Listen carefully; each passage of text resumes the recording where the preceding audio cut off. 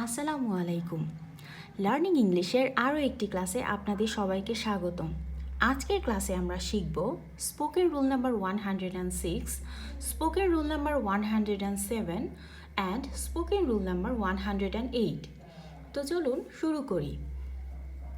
Spoken rule number 106, প্রায় করেই ফেলেছিলাম। Was or were about to plus verb 1। আমি প্রায় কাজে চলে যাচ্ছিলাম। I was about to leave for work. আমি তাকে ঘটনাটি প্রায় বলতে যাচ্ছিলাম। I was about to tell him the incident. আমরা প্রায় দুর্ঘটনার কবলে পড়তে যাচ্ছিলাম। We were about to have an accident. Spoken rule number 107, অনুমান করুন, ধারণা করুন। Guess what.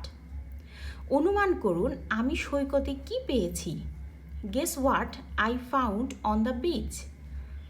অনুমান করো কে আসছে। Guess who's coming.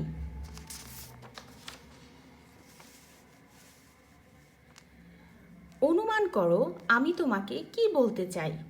Guess what I want to tell you.